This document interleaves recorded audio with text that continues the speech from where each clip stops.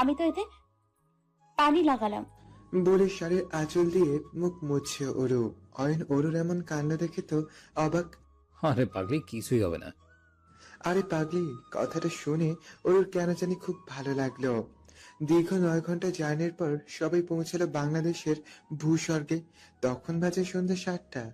অয়ন আর সাদ হোটেলে check in করে যে যার রুমে ঢুকলো ফ্রেশ হতে। অভি ফেসবুক লগ ইন করার সাথে সাথে দেখলো Abir Hossain Ayan update temporary profile picture. Ayan রাতে সেই ঘুমন্ত অরুর কপালে ভালোবাসার পরশ দিচ্ছে। সেই ছবি 24 ঘন্টার জন্য প্রোফাইল পিক দিয়েছে। Already 2K like. সবাই জিজ্ঞেস করছে ভাবির নারী চরিত্রটিকে। অয়নের অনেক ফ্রেন্ড রিলেটিভরা জানি না অয়ন বিয়ে হয়ে গেছে। অয়ন অরুর ছবি কখনো ফেসবুকে দেয়নি, আজ পর্যন্ত এই প্রথম দিয়েছে, তাও এত মনোমুগ্ধকর একটা ছবি। ও ভিডিও দেখছে, লাভ রিয়েক্ট দিল একটা, সাথে সাথে মেয়ে কণ্ঠ ভেসে আসলো তার কানে। মাশাআল্লাহ, স্যারের বউটা তো খুব সুন্দর। জয়া, হ্যাঁ বলো। খারাপ লাগেনি? ছবিটা দেখো। কেন বলো তো? এমনি। না, খারাপ লাগেনি। হুম অভি, হুম আমার সত্যিই খারাপ লাগেনি। তোমাকে তো সবই বলেছি। হুম আজ 3 মাস হলো জয়া আর অভির বিয়ের। জয়া বাবার অপারেশনের পর হঠাৎই একদিন অভি জানতে পারে যে অয়ন বিবাহিত। তারপর ও জয়াকে কিছু জিজ্ঞেস করেনি। অভি তো আবার বিদেশে চলে যাচ্ছিল। জয়া আটকিয়েছে। জয়া বলেছিল, প্লিজ যেও না অভি, আমার তোমাকে খুব দরকার। একদিন জয় নিজে থেকেই সব শেয়ার করেছিল অভির সাথে। সময় নিজের গতিতেই যাচ্ছিল, আর সময়ের সাথে গভীর হচ্ছিল জয় আর অভির বন্ধুত্ব। বন্ধুত্ব নাকি আর কিছু, সেটা তাদের জানা ছিল না। বন্ধুত্বই বলা যায়, তাহলে বলতে হবে এই বন্ধুত্বে কোনো চাওয়া পাওয়া ছিল না, আর না ছিল কোনো চাহিদা। শুধুই একে অপরের জন্য বিপদের সহায়তার এমন এক হাত ছিল ওরা দুজন, দুজনের যে হাত কখনোই দূরে যাওয়া নয়। জয়া আস্তে আস্তে তার প্রতি অভির ভালোবাসার গভীরতাকে বুঝতে পারে। কথায় আছে না, যদিও মেয়েদের মন বোঝা অসম্ভব, কিন্তু মেয়েরা ছেলেদের নজরে পড়তে পারে, ছেলেদের মন বুঝতে তারা সক্ষম। কে তার দিকে কোন নজরে তাকিয়েছে চট করে বুঝে ফেলতে পারে। ঠিক তেমনি জয়া আস্তে আস্তে বুঝেছিল যে অভি তাকে পাগলের মতন ভালোবাসে, আর অভি তাকে এমন পাগলের মতন ভালোবাসার প্রেমেই তো পড়েছিল জয়া।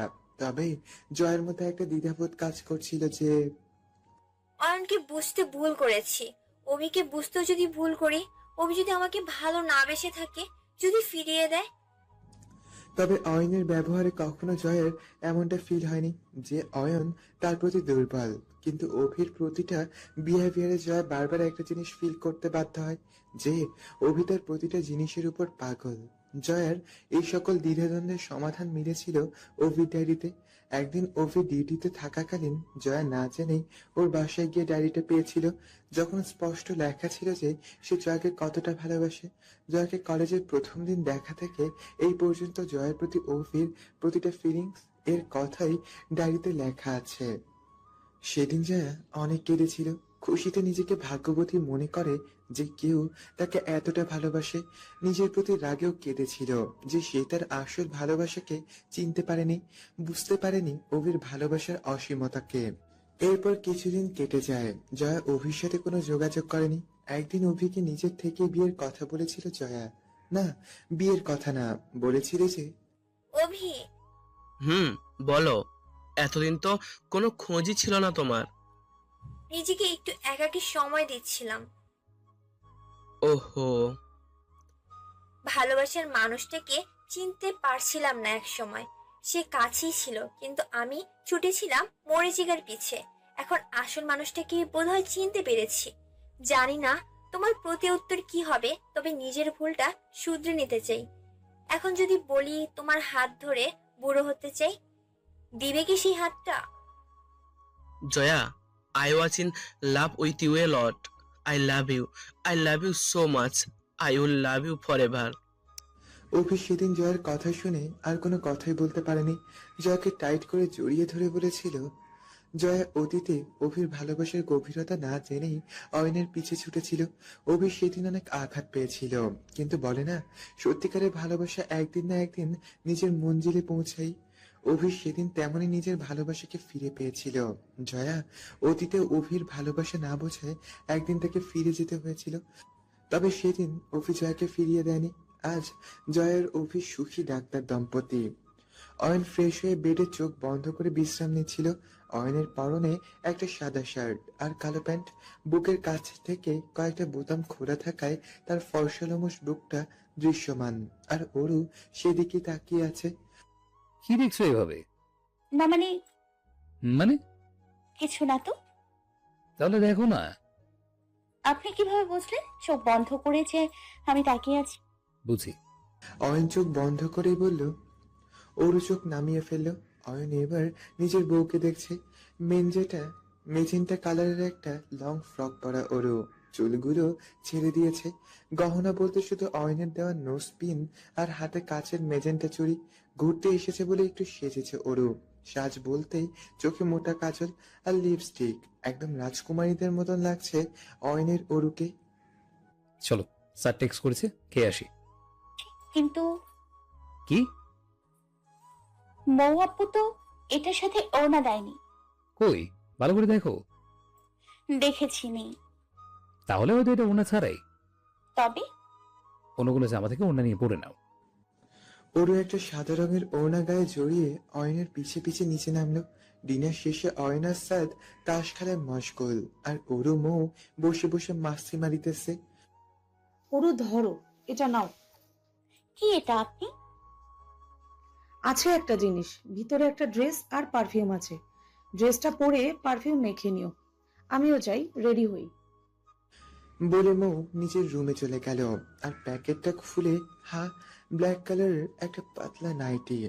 এ কি, ছি ছি, নায়িকাদের ড্রেস! আমি এটা পরতে পারবো না। এটা পরা আর না পরা একই কথা। ওর প্যাকেটটা ফেলে এক দু হাত দূরে চলে গেল। ওর দ্রুত প্যাকেটটা ব্যাগের তলে লুকিয়ে রাখলো। ওরু, কি করছো ওভাবে? কই কিছু না তো। ও, একটু দেরি হয়ে গেল, সরি। আসলে সাথে সাথে থাকলে সব ভুলে যাই। তোমার সতীন বলতে পারো। বালাই শার্ট, আমার সতীন কেন হবে? এসব কথা বলবেন না। আমার সতীন কখনো কেউ হতে পারবে না। তাই বুঝি? চুল ছিঁড়ে ফেলবো। এই চুপ! এই চুল ছেড়ে ছাড়া কি আর কিছুই করতে পারো না? পারো তো। কি? চিমটি কাটতে। ওর লজ্জায় লাল হয়ে নিচের দিকে তাকিয়ে আছে দেখে অয়ন আবারও বলল। থাক, আর লজ্জা পেতে হবে না। চলো বারান্দায় যাই। অয়ন অরুর হাত ধরে বারান্দায় নিয়ে গেল। অরুকে সামনে দাঁড় করিয়ে পিছন থেকে জড়িয়ে ধরল অয়ন অরুকে। অরু, হুম সুন্দর না চারিপাশ? অনেক। কাল নীলাচল যাবো, সেখানে রাত কাটাবো। সারা রাত জাগতে হবে কিন্তু আমার সাথে। যাক। গান শোনাবা? হুম এখন একটা শোনো না। এখন হ্যাঁ, শুরু করো। दिल ने ये कहा है दिल से मोहब्बत हो गई है तुमसे। दिल ने ये कहा है दिल से मोहब्बत हो गई है तुमसे। मेरे जान मेरे दिलबर मेरा एतबार कर लो। जितना बेकरार हूँ मैं खुद को बेकरार कर लो। मेरी धड़कनों को समझो, तुम भी मुझसे प्यार कर लो। ओ हो हा। दिल ने ये कहा है दिल से मोहब्बत हो गई है तुमसे। मेरे जान मेरे दिलबर मेरा एतबार कर लो। मेरी धड़कनों को समझो, तुम भी मुझसे प्यार कर लो।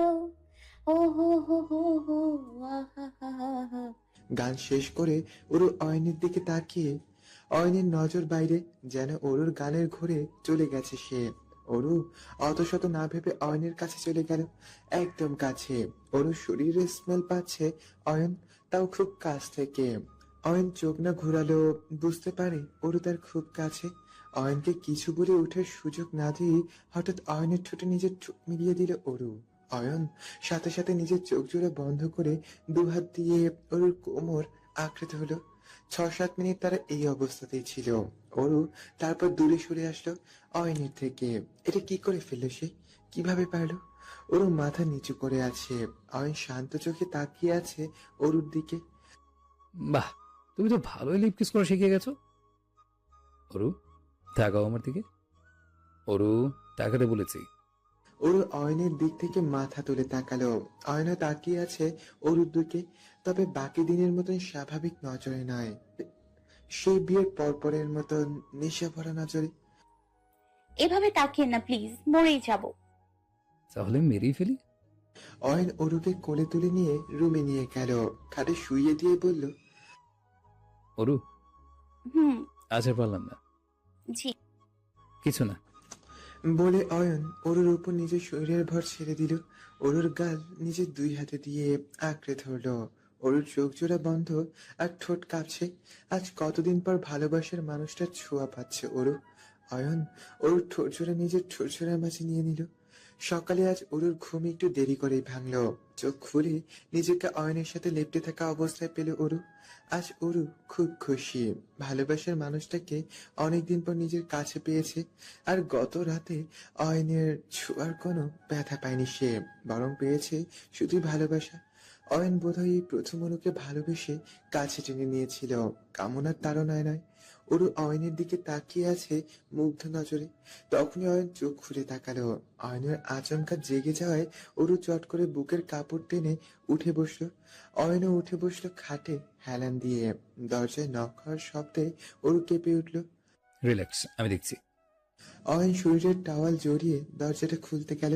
অরু এই ফাঁকে ওয়াশরুমে চলে গেল। অয়ন দরজা খুলে দেখে সাত 32 পাটি দাঁত বের করে হাসছে। তুই কি হয়েছে? আরে তাই তো, কি হলো? What? নাথিং। বলে সাত ভিতরে ঢুকে গেল। ওই কি চাস? আরে ভাবি কই? চা এখান থেকে। কয়টা বাজে? কয়টা? দেখ। ও, 8টা। হয় যাব কখন?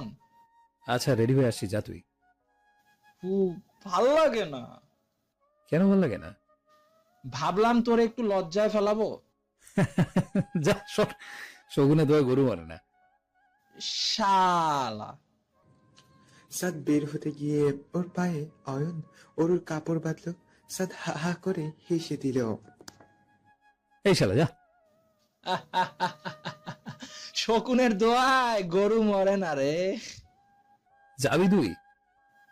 হয় হয়, যাব যাব, আগে বললো। কি? কেমন কাটলো রাতটা? এর রাত তোমার আমার, ও ও সরি সরি, এই রাত তোর আর ভাবি। শয়তান। অয়ন সাদের গায়ে যা পাচ্ছে ছুটছে। সাত দৌড় দিল। ওরও এদিকে পড়েছে ঝামেলায়। সে তো তাড়াহুড়োয় কোনো ড্রেসই আনেনি। কি করবে সে? গোসল করে টাওয়ালটা নায়িকাদের মতন পেঁচিয়ে নিল ওরু। ওয়াশরুমের দরজা খুলে মাথা বের করলো। অয়নকে খুঁজছে যে, না, দেখা যাচ্ছে না। ওরু পা টিপে টিপে বের হলো। দ্রুত ব্যাগ খুলে কাপড় বের করে উঠে দাঁড়াতেই অয়ন বারান্দা থেকে রুমে এলো। অয়ন অরুকে দেখে বাঁকা হাসছে, আর অরু তো নানান বাহানায় নিজেকে ঢাকছে। টাওয়ালটা নিয়ে হাঁটু ঢাকার চেষ্টা করছে। এত টানাটানি করো না, খুলে পড়ে যাবে। অরু চোখ বড় বড় করে পিছে ফিরে দাঁড়ালো। আর অরু যাও, ড্রেস পরে আসো, তারপরে আমি ওয়াশরুমে যাবো। কুইক যাও। গুটি গুটি পায়ে চলে গেল। নাস্তা খেতে 4 জন বসলো। এক রেস্টুরেন্টে মৌ বলল, হোটেলের বারান্দা থেকে কত কিছু দেখা যায়, দেখেছিলেন ভাইয়া? যারা বান্দরবান শহরে খুব কাছে থাকতে চায় তাদের জন্য হোটেল হিলটন হতে পারে আদর্শ জায়গা। সাদ, ওয়েল ডান। আমি অলওয়েজ বেস্ট কাজই করি। তুই তো প্রথমে পাত্তা দিচ্ছিলি না। থাক, এখন দিলাম। বেটার। সকালে নাস্তা সেরে 4 জন বের হলো ঘুরতে। তাদের প্রথম গন্তব্য স্বর্ণ মন্দির। সকাল 10টায় গাড়ি নিয়ে বের হলো সবাই স্বর্ণ মন্দিরের উদ্দেশ্যে। স্বর্ণ মন্দির ঘুরে দুপুরে ওখানে খাবার খেয়েছে সবাই। দুপুর 2টা নাগাদ গেল মেঘালয়। মেঘালয় লেকের উপর 2টি ঝুলন্ত ব্রিজ রয়েছে। অরু অয়ন সেখানে দাঁড়িয়ে বেশ কিছু ছবি তুলল। অরু জায়গাটা অনেক পছন্দ হয়েছে, একা একাই ঘুরে ঘুরে দেখছিল। অরু, হুম। একা একা হাঁটছো কেন? বলে অয়ন অরুর হাত ধরলো। দুজনে একে অপরের হাত ধরে ঘুরলো এক এক করে মেঘলার সব জায়গা। অয়ন অরুকে সাফারি পার্ক, চিড়িয়াখানা, চা বাগান, ক্যাবল কার ও প্যাডেল বোট সব ঘোরালো। মেঘলা ভ্রমণ শেষ হলো তাদের 5টায়। এরপর যাবে তারা অয়নের প্রিয় নীলাচলে। বান্দরবন জেলা শহর থেকে মাত্র 6 কিলোমিটার দূরে অবস্থিত নীলাচল পর্যটন কেন্দ্র বান্দরবন ভ্রমণে আসা পর্যটকদের কাছে অন্যতম আকর্ষণের নাম। সমুদ্রপৃষ্ঠ থেকে প্রায় 1600 ফুট উচ্চতায় অবস্থিত নীলাচল পর্যটন কেন্দ্র থেকে সাঙ্গু নদী এবং দূরে বান্দরবন শহর দেখা যায়। এছাড়া এখানে সব ঋতুতেই হাত বাড়িয়ে মেঘ ছোঁয়া যায়, আর সেই মেঘই ছুঁয়ে ছুঁয়ে দেখছে অরু। অরু যেন মুগ্ধ এখানে এসে। নীলাচলের অপার সৌন্দর্যময় পরিবেশের মাঝে যে অরু মিশে যাচ্ছে। অরুর পরনে আজ নীল রঙের লং ফ্রক। অরুকে যে প্রকৃতির কন্যা লাগছে। এই প্রকৃতির মাঝে অয়ন অরুর কিছু ছবি এর মাঝে ক্যামেরা বন্দি করে নিয়েছে। এখন সূর্য অস্ত যাবার পালা। অরু দাঁড়িয়ে আছে নীলাচল থেকে সূর্য অস্ত যাওয়ার মনোরম দৃশ্য উপভোগ করবে বলে। তখনই নিজের হাতে কারো স্পর্শ পেলে অরু। কেমন লাগছে অরু? যেদিকে দু চোখ যায় সেদিকেই সবুজ ও নীল আকাশের হাতছানি। চারপাশে সবুজ পাহাড়ের কোল ঘেঁষে আঁকা বাঁকা রাস্তা চলে গেছে দূর দূরান্তে। কত সুন্দর! বলেছিলাম না, আমার অনেক পছন্দের জায়গা এটা। এখন তো বর্ষাকাল চলে গেছে। নীলাচলের সৌন্দর্যে ভিন্নতা এনে দেয় বর্ষার মৌসুম। এই সময় কখনো রোদ্দুর, কখনো বৃষ্টির পরশ আমাদের মতো ভ্রমণ পিপাসুদের মনে স্বর্গীয় অনুভূতি আনে। তাই তাকাও ওদিকে, সূর্য অস্ত যাচ্ছে। অয়নার অরু মুগ্ধ নয়নে সূর্য অস্ত যাওয়ার দৃশ্য দেখছে। সাদ পিছন থেকে প্রকৃতির এই অপরূপ দৃশ্য সহ অরু আর অয়নের হাত ধরে দাঁড়িয়ে সেটা উপভোগের মোমেন্টটা ক্যামেরা বন্দি করে নিল এই ফাঁকে। এখানে আর কি কি আছে? ঝুলন্ত নীলা, নিহারিকা ও ভ্যালেন্টাইন পয়েন্ট নামে কিছু স্পট আছে, কাল আবার ঘুরবো। এখন চলো রিসোর্টে। অয়ন, অরু, মৌ আর সাদ মিলে চেক ইন করলো নীলাচল নীলাম্বরী রিসোর্টে। অরু রিসোর্টের ভিতরে ঢুকে অবাক নজরে দেখছে। অনেক সুন্দর রিসোর্টটা। অরু, অয়ন আর সাদ, মৌ, বিলাস বহুল দুটো রুম নিল। অয়ন রুমের ভিতর ঢুকে দেখলো তার বউ ফুলদানির ফুলের মাঝে ডুবে আছে। কি করছো? দেখেন কি ফ্রেশ ফুল। অয়ন অরুর কাছে এসে পিছন থেকে ওরকে জড়িয়ে ধরলো। অরু, হুম। শাওয়ার নিয়ে চলো একসাথে। কি? জি। না না। কেন? না। হ্যাঁ। অয়ন অরুকে নিয়ে ওয়াশরুমে গেল। মৌ শাওয়ার থেকে বের হয়ে দেখলো সাদ খাটে 4 হাত পা ছড়িয়ে শুয়ে আছে। এই শোনো না, জি বল। প্রবলেম হয়ে গেছে। কি? খুব প্রেম প্রেম ফিল হচ্ছে। কি? এ তো অনেক বড় প্রবলেম।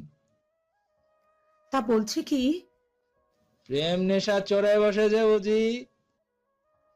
হ্যাঁ আসো নেশা কাটিয়ে দেই। সাদ মৌয়ের হাত ধরে নিজের উপরে ফেললো। কি দেখছো? না ভাবছি, কি? এই যে সেদিন আমার কথা মতো বিয়ে না করলে আজ পস্তাতে হতো না। তাই বুঝি? আমি তো পস্তাচ্ছি। কেন? তোমায় বিয়ে করে। কি? হ্যাঁ, তা নয় তো কি। মৌ, বলো। আরে পস্তাতে হবে তাহলে, রাজি তো? রাজি। দুজনে ভালোবাসার সাগরে আবারও ডুব দিল। সাদ আর মৌয়ের বিয়েটা পারিবারিক ভাবেই হয়েছিল। সাদের সারা দুনিয়ায় তার মা বাবা আর কেউই ছিল না। বাবা ছোটবেলায় মারা গিয়েছিলেন। ভাই বলতে তার অয়নি, ভাই বন্ধু সবই। অহনা আর আরোহীকে বোন ভাবে সাদ। বিয়েটা অয়নদের বাড়িতেই হয়েছিল সাদ আর মৌয়ের। 2 বছর হয়েছে। হ্যালো বন্ধুরা, পরবর্তী পার্ট খুব তাড়াতাড়ি আসবে, তো সবাই অপেক্ষায় থাকো। আর চ্যানেলটি যারা এখনো সাবস্ক্রাইব করোনি তারা পরবর্তী পার্ট দেখার জন্য চ্যানেলটি সাবস্ক্রাইব করে রেখো। ধন্যবাদ সবাইকে, আমাদের সাথেই থেকো।